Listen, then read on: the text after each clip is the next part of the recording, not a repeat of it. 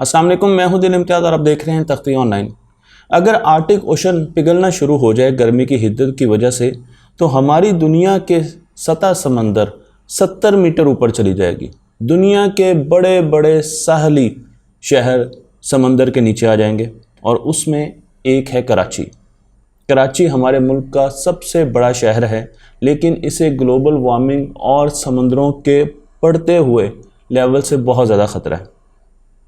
मैं आपको यहाँ पर एक तस्वीर दिखा रहा हूँ और इस तस्वीर में आप देख सकते हैं कि किस तरीके से गर्मी आर्टिक ओशन पर ट्रैप हो जाती है।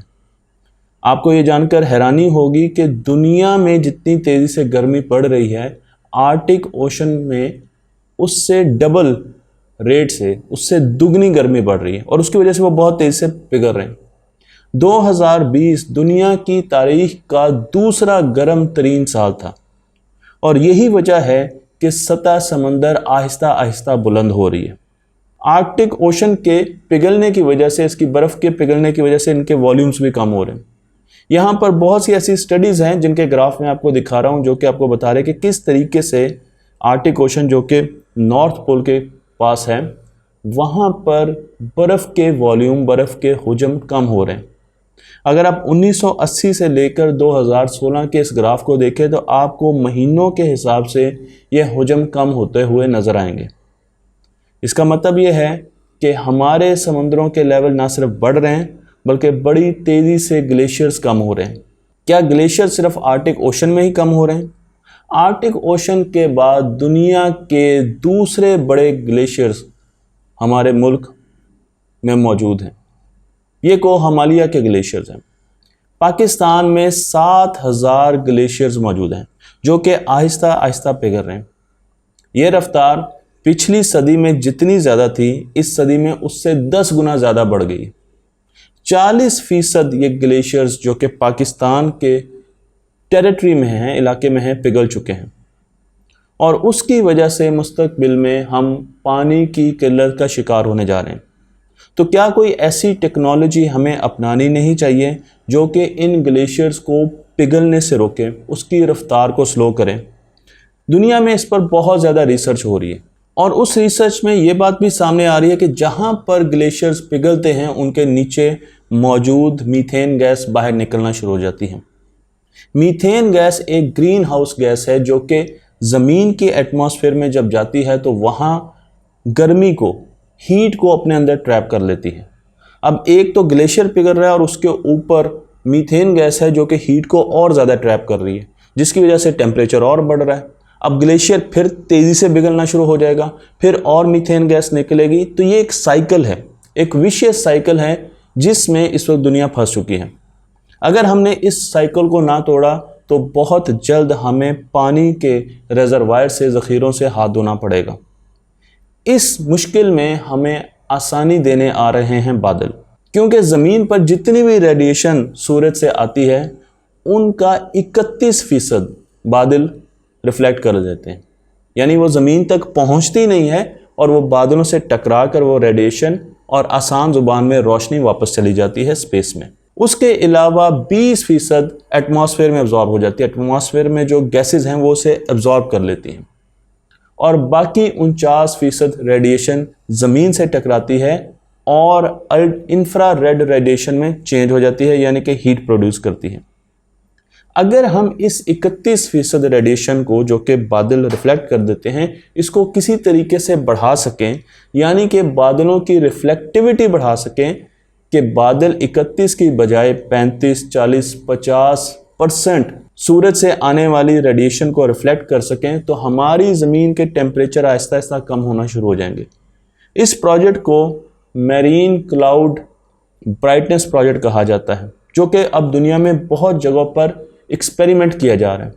अगर आप एक बादल को रिफ्लेक्टिव बनाएंगे तो उसके नीचे मौजूद जो ज़मीन है उसका टेम्परेचर 0.6 डिग्री सेंटीग्रेड कम हो सकता है। पिछली सदी में हमारी ज़मीन पर जो ग्लोबल वार्मिंग आई है उसके वजह से 1.2 डिग्री सेंटीग्रेड हमारी ज़मीन का टेम्परेचर बढ़ा है, जो कि आज आप देख सकते हैं कि किस तरीके से हमें बहुत ज़्यादा परेशान कर रहा है। लेकिन अगर सिर्फ क्लाउड को ब्राइट करने से 0.6 डिग्री सेंटीग्रेड हम टेम्परेचर उसके नीचे ज़मीन का कम कर देते हैं तो ये एक बहुत बड़ी अचीवमेंट होगी। सबसे पहले ये ख्याल आया कैसे? जब हमने सैटेलाइट से कुछ तस्वीर देखी जिनमें हमें नज़र आ रहा है कि जहाँ जहाँ से जहाज़ गुजरते हैं वहाँ पर बादल ज़्यादा रोशन हो जाते हैं। आपको यहाँ पर एग्जॉस्ट नज़र आ रहे हैं, जहाँ से जहाज़ गुजरते हैं उनके एग्जॉस्ट से मुख्तलिफ़ किस्म के केमिकल्स निकलते हैं, सल्फ़र डाइऑक्साइड और मुख्तलिफ सल्फेट एरोसोल्स निकलते हैं, और वहाँ पर बादलों की रिफ्लेक्टिविटी बहुत ज़्यादा हो जाती है, बादल नुमायाँ होना शुरू हो जाते हैं। यही चीज़ साइंसदानों को क्लिक कर गई और साइंसदानों ने सोचा कि हम क्यों नहीं बादलों को ज़्यादा ब्राइट कर सकते हैं, और उसके लिए अब हम बहुत सी रिसर्च कर रहे हैं। बादलों को रोशन करने के लिए हमें एरोसोल्स का इस्तेमाल करना पड़ेगा। आपको एरोसोल्स के बारे में बताता चलूं कि एरोसोल एक ऐसा टाइनी पार्टिकल है जो कि हवा में, एटमॉस्फेयर में मुअल्लक होता है और उसके गिर्द पानी का ड्रॉपलेट बनता है। बादलों की अगर बात की जाए तो एरोसोल एक सीड के तौर पर काम करता है। अगर एक बादल में ज़्यादा सीड होंगे तो उसके गिर्द जो पानी के ड्रॉपलेट्स होंगे वो छोटे छोटे बनेंगे।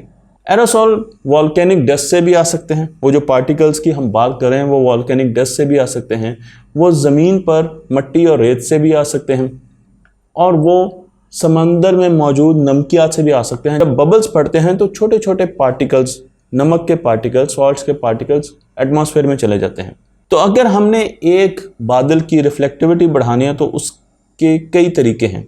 एक तो यह कि उसकी विड्थ बढ़ा दी जाए, दूसरा तरीका यह है कि उसके अंदर मौजूद पानी का कंटेंट बढ़ा दिया जाए, पानी के कतरे का कंटेंट बढ़ा दिया जाए। इसका यह मतलब नहीं है कि पानी के कतरों का साइज बड़ा किया जाए, बल्कि हमें अब रिसर्च ये बताती है कि जिस बादल में पानी के कतरे छोटे होते हैं, क्रिस्टल्स छोटे होते हैं, वो ज़्यादा रिफ्लेक्टिव होता है। तो हमने ज़्यादा से ज़्यादा सीड्स उस क्लाउड के अंदर लेके आने हैं ताकि उन सीड्स के गिर्द छोटे छोटे कतरे बन सके, क्योंकि अगर सीड कम होंगे तो पानी के कतरे बड़े बनना शुरू हो जाएंगे कंडेंसेशन की वजह से।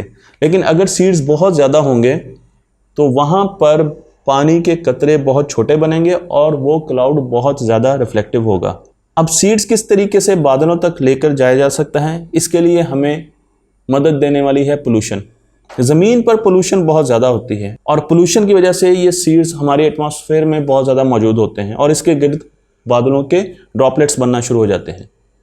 जब एक जहाज़ कहीं से गुजर के जाता है तो उसके एग्जॉस्ट में भी ये सीड्स मौजूद होते हैं और उनके गिर्द बादल रिफ्लेक्ट ज़्यादा करना शुरू कर देते हैं।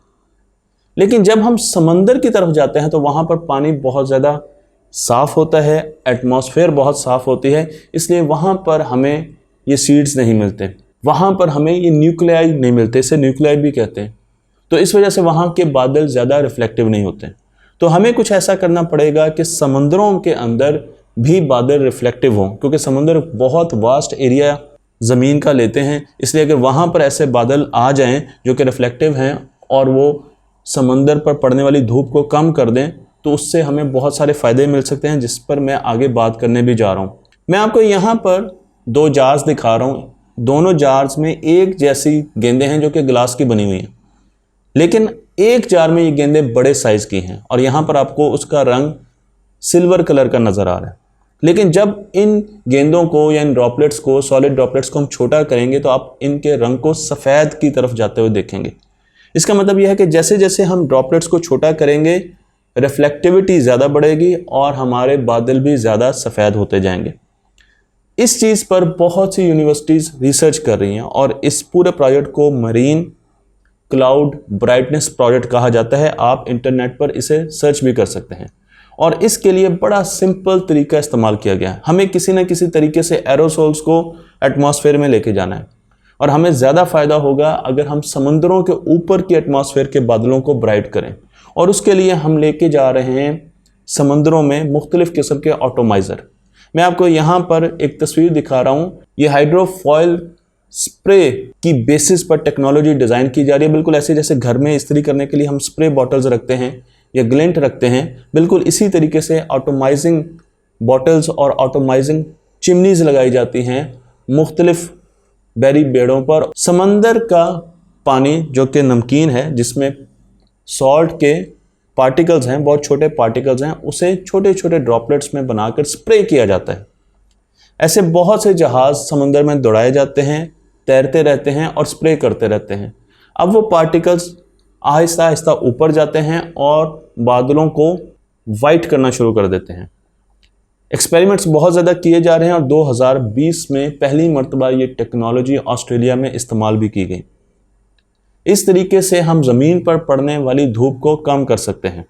लेकिन सवाल यह है कि क्या ये टेक्नोलॉजी हम उन इलाकों में इस्तेमाल कर सकते हैं जहाँ पर दूर दूर तक समंदर नहीं है।